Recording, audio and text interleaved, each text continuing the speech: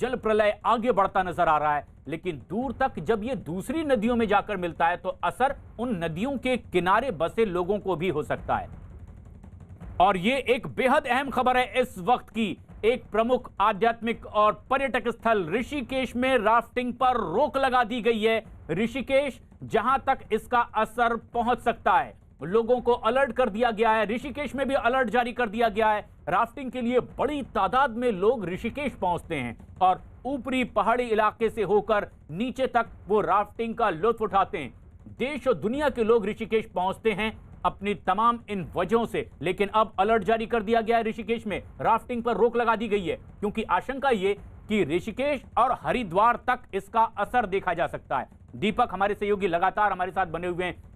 दीपक, क्योंकि आप भौगोलिक स्थिति को बेहद नजदीक से जानते हैं, कौन कौन से ऐसे इलाके हो सकते हैं जहां लोगों को सजग रहने की जरूरत है? हालांकि मुख्यमंत्री ये कह रहे हैं कि अफवाहों पर ध्यान ना दें, लेकिन सचेत तो रहना ही होगा। वो कौन से इलाके? जी प्रशांत, साफ तौर पर अफवाहों पर ध्यान नहीं देना चाहिए क्योंकि इस दौरान कई सारे वीडियोस मैसेज जो है सर्कुलेट होने शुरू हो गए। लेकिन साफ तौर पर अगर देखा जाए, जिस तरीके की जो तस्वीरें अभी तक सामने आई हैं और जो जानकारी वहाँ के लोकल प्रशासन से मिली है, उसके तौर पर साफ तौर पर यह कहना है कि जिस तरीके से केदारनाथ बद्रीनाथ रूट पर जो लगातार तीर्थ यात्री जाते हैं उनको भी सचेत रहने की जरूरत है क्योंकि वो इन्हीं इलाकों से होकर जाते हैं जिस इलाके से ये पूरी अलकनंदा नदी बहती है। तो साफ तौर पर अगर बात की पूरे रूट मैप की बात की जाए, तो अगर आप बात करें जोशीमठ, उसके बाद रुद्रप्रयाग, कर्णप्रयाग, इन सब इलाकों की बात की जाए और आगे अगर हम बढ़ते हैं ऋषिकेश और अपने हरिद्वार की तरफ अगर हम बढ़ते हैं, तो वहां तक जहां तक ये पूरी गंगा नदी, अलकनंदा नदी जिस तरीके से बहती है, वहां पर जो है वो भारी नुकसान की संभावनाएं वो जताई जा रही है। लेकिन फिलहाल जो लोकल प्रशासन है वो काफी ज्यादा अलर्ट है। उसने साफ तौर पर ये कहा है कि जो रेस्क्यू फोर्स है, जो कि उत्तराखंड की SDRF टीम है, उसको अलग अलग इलाकों में भेज दिया गया है। हालांकि कोशिश ये है कि सबसे पहले जो केदारनाथ की जो बेल्ट है, जो जिस बात की जाए, अगर जोशीमठ इलाके की बात की जाए, वहां पर जो पूरे तीर्थ यात्रियों को जो जमावड़ा होता है आमतौर पर, वहां पर सबसे ज्यादा नुकसान की संभावना जताई जा रही है। तो वहां पर ये देखना होगा कि जितने भी तीर्थ यात्री थे वो किस तरीके से कहां पर किस तरीके से जमा है, उनको किस तरीके से वहां से निकाला जाना है, उनको किस तरीके से एक सेफ प्लेस पर उनको रखना है। तो तमाम कोशिश जो है वो वहां पर पहले ज्यादा की जा रही है और निचले इलाकों में अलर्ट जरूर घोषित कर दिया गया है। साफ तौर पर जितने भी मंदिर ट्रस्ट ने, चाहे हरिद्वार की बात की जाए या फिर श्रीनगर की बात की जाए या रुद्रप्रयाग की बात की जाए, यहाँ पर जितने भी जो नदी किनारे जो मंदिर बने हुए हैं, जो बड़े बड़े ट्रस्ट हैं, उनको साफ तौर पर कहा गया कि चेतावनी है कि जल्द से जल्द जितनी जल्दी हो सके वो अब ऊपर के हिस्सों में, ऊपर के इलाकों में चले जाए, पहाड़ी इलाकों में चले जाए, नीचे के हिस्से में कोई ना रहे। साफ तौर पर साफ मनाही कर दी गई है और जो लोकल प्रशासन है वो लगातार यही कोशिश कर रहा है कि जो केदारनाथ और बद्रीनाथ की तरफ जो तीर्थ यात्री गए हैं उनको भी अलर्ट किया जाए, उनको जल्द से जल्द उस इलाके से बाहर निकाला जाए। दीपक, बड़ी जोर शोर से कुंभ की तैयारियां भी चल रही थी, लेकिन क्या यह माना जा सकता है कि कुछ फेरबदल यहां एहतियात के तौर पर देखने को मिल सकता है इस पूरी व्यवस्था में? साफ तौर पर हरिद्वार में पिछले काफी लंबे समय से कुंभ की तैयारी चल रही थी और ऐसे में अब जब ये अलर्ट आया है सामने कि हरिद्वार तक जो है ये पूरा जो बहाव है वो पहुंच सकता है, तो कहीं ना कहीं वहां पर भी ये कोशिश की जाएगी कि कैसे जो है चीजों को कंट्रोल में किया जा सके। लेकिन अभी ये कहना पॉसिबल नहीं होगा कि किस तरीके से बहाव जो है कहाँ तक किस स्थिति में पहुंचता है। लेकिन जिस तरीके से मैंने आपको बताया कि केदारनाथ रास्ते को अगर हम समझें तो कुछ उसी रूट पर उसी तरीके की तबाही जो है वो नजर आ रही। तो ऐसे में अगर वो बहाव जो है वो आगे बढ़ता है तो जरूर हरिद्वार तक पहुंचेगा, नुकसान जरूर हो सकता है। ऋषिकेश हरिद्वार इलाके की बात की जाए तो अभी फिलहाल जिस तरीके से उत्तराखंड के मुख्यमंत्री ने ट्वीट किया है कि वो लगातार लोकल प्रशासन वहां पर मुस्तैद है, SDRF की टीमें काम कर रही हैं, अफवाहों पर ध्यान न दें। तो अभी इनिशियल जानकारी के मुताबिक तो फिलहाल ये जानकारी मिली है कि चमोली डिस्ट्रिक्ट में सबसे ज्यादा नुकसान अभी देखने को मिला है। लेकिन अभी ये किस तरीके का रूप लेता है, ये जो बहाव है किस तरफ बढ़ता है, ये देखना होगा प्रशांत।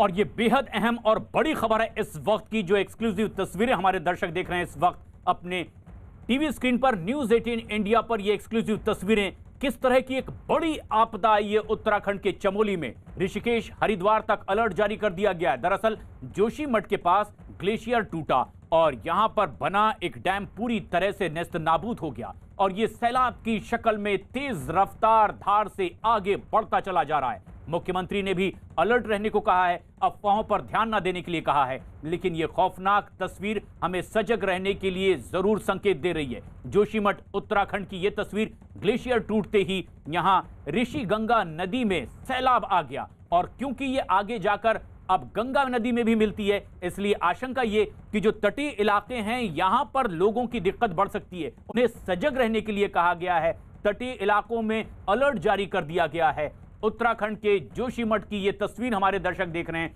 दो तस्वीरें भी हम दर्शकों को दिखा रहे हैं, किस तरह की स्थिति थी जबकि इस ग्लेशियर के टूटने से पहले ये ऋषिगंगा का डैम नजर आता था दूर से, लेकिन जैसे ही ये आफत टूटी है डैम पूरी तरह से नेस्त नाबूद हो गया। ये तस्वीरें देखकर अंदाजा लगाइए, एक डैम टूटने के बाद किस तरह से हमें सजग हो जाना चाहिए उसको चेताने वाली ये तस्वीरें हैं। और आशीष डोभाल हमारे सहयोगी इस वक्त हमसे सीधे जुड़ रहे हैं।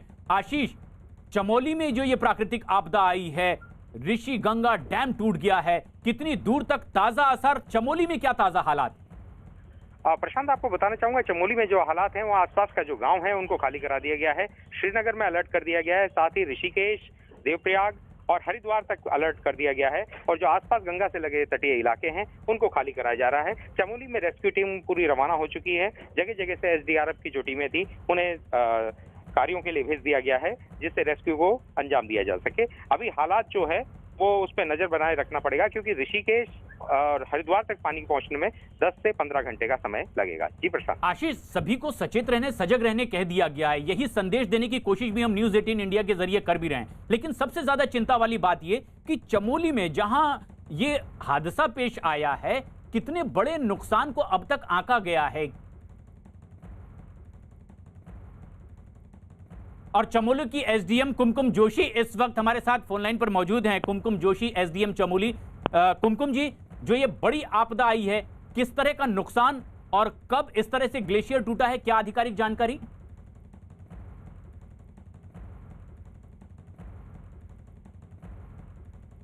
कुमकुम जी, हमारी आवाज आप तक पहुंच रही है?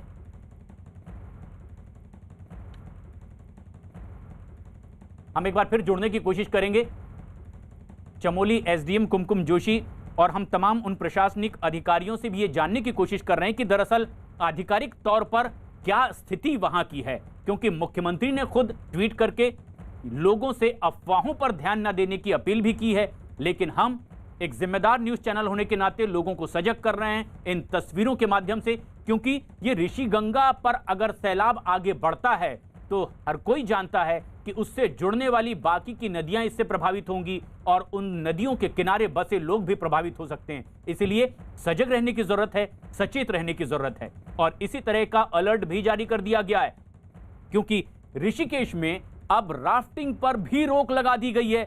ऋषिकेश में अलर्ट जारी कर दिया गया है। ऋषिकेश वो जगह जो इससे दूरी पर है, लेकिन देश और दुनिया के लोग यहां पर पहुंचते हैं आध्यात्मिक मंशा से और कुछ इस तरह से प्राकृतिक वादियों के बीच रिवर राफ्टिंग के लिए भी। लेकिन यह तस्वीर बेहद हैरत अंगेज और खौफनाक तस्वीर भी है, जब ऋषिगंगा नदी पर बना डैम पूरी तरह से नेस्त नाबूद हो गया और वजह अचानक आई एक प्राकृतिक आपदा, और यह आपदा थी ग्लेशियर की शक्ल में।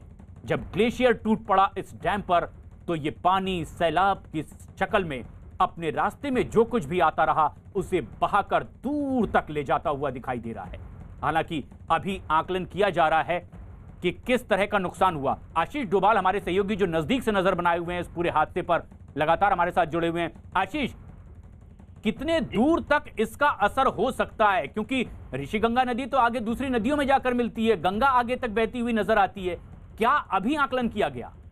प्रशांत, आपको बताना चाहूंगा जो सरकारी महकमा है पूरा इस पे लग चुका है। अलर्ट पे पूरा उत्तराखंड को कर दिया गया है, तो खासकर गंगा तटीय जो इलाके हैं, अगर हम बात करें चमोली डिस्ट्रिक्ट की, तो चमोली से 250 किलोमीटर का सफर तय करते हुए पानी यहाँ पहुंचेगा और देर रात पानी के यहाँ पहुंचने की संभावना जो है वो व्यक्त की जा रही है। और अभी आकलन में जुटे हैं कि वहाँ आसपास के जो गांव है वहाँ कितने लोग, अगर नदी में कुछ लोग गए होंगे, चारा पत्ती के लिए गए होंगे, तो जनहानि की भी उम्मीद जताई जा रही है। और पानी का जो सैलाब है वो पहले श्रीनगर तक पहुंचेगा, उसके बाद देवप्रयाग पहुंचेगा, देवप्रयाग के बाद ऋषिकेश स्वर्गाश्रम क्षेत्र में ये देखना होगा कि कितनी संख्या में ये पानी आ रहा है, कितना पानी आ रहा है। ये सारा आकलन अभी विभाग जुटा रहा है और पूरे अलर्ट पे उत्तराखंड के तटीय इलाकों को रखा गया है। जी प्रशांत। दीपक बिष्ट हमारे सहयोगी भी नजदीक से नजर बनाए हुए हैं। दीपक, अब जो बात सामने आ रही है कि तकरीबन 250 किलोमीटर का रास्ता तय करना है इस पूरे सैलाब को, लेकिन अपने रास्ते में जो कुछ भी आएगा इसे ये नुकसान पहुंचा सकता है। शाम तक का वक्त लग सकता है जब ऋषिकेश तक की ये दूरी तय करेगा। किस तरह की तैयारी इसके लिए कर ली गई है कि नुकसान अब इससे ज्यादा और ना हो सके? देखिए, निश्चित तौर पर सभी लोगों को आगाह किया गया है, जो एसडीआरएफ की टीमें हैं या फिर कंट्रोल रूम या जो प्रशासनिक अमला है वो जुट गया है, क्योंकि उन लोगों को बचाया जाना बहुत जरूरी है जो वहां से जुड़ती हुई नदियों के आसपास रहने वाले लोग हैं या नदियों में काम करने वाले लोग हैं। क्योंकि जब भी पहाड़ी क्षेत्र के पास जहां पर हिमपात की जगह है, जहां पर बर्फबारी होती है, वहां से लोग अमूमन गांव को खाली कर देते हैं ठंड के दिनों में, और वो सभी लोग जोशीमठ की तरफ रहने के लिए आ जाते हैं, क्योंकि उनके एक एक घर जोशीमठ भी होता है।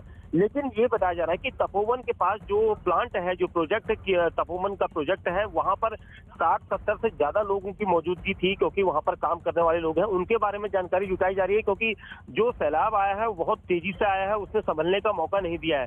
जो लोग ऊंचाई पर चले गए हैं वो शायद बच जाए, लेकिन जो तलहटी में, जो नदी के किनारे किनारे होगा, वो सबसे ज्यादा नुकसान में हो सकता है। और अभी तक जो एसडीआरएफ की सभी टीमों को वहां पर भेजा गया है, जहां जहां पर टीमें लगाई जाती हैं सुरक्षा के मद्देनजर, क्योंकि जो सैलाब आया है वो अचानक आया है। लोगों ने फोन कॉल्स के जरिए या दूसरे के जरिए, दूसरे आवाज लगाकर लोगों को सूचना दी कि अपने अपने बचाव के लिए लोग घरों से निकलकर भागें, क्योंकि अमूमन गांव के लोग जो पहाड़ों में होते हैं वो नदी के किनारे भी उनके घर होते हैं, और यही वजह है कि पानी जहां जहां जाएगा ये बड़ा एक रौद्र रूप लेकर आगे बढ़ रहा है। तो उसको लेकर जो है बचाने की कोशिश की जा रही है। तो प्रशासन का पूरा अमला जो है इस वक्त लग रहा है कि किस तरह से बचाया जाए, क्योंकि आंकड़े अभी तक नहीं जुटाए जा सके हैं कि कितने लोग जो हैं वो हो सकते हैं, कितने लोग यहाँ पर इससे प्रभावित हो सकते हैं। लेकिन ये जानकारी आ रही है कि काफी लोगों के गांव जो है वो प्रभावित हो सकते हैं, क्योंकि सबसे ज्यादा जो जरूरी है वो उनको बचाया जाना है। इसको लेकर प्रशासन का पूरा विभाग जो है वहां पर लगा हुआ है। जी दीपक, क्योंकि ज्योग्राफिकली ज्यादा बेहतर परख आपको इस पूरे इलाके की है,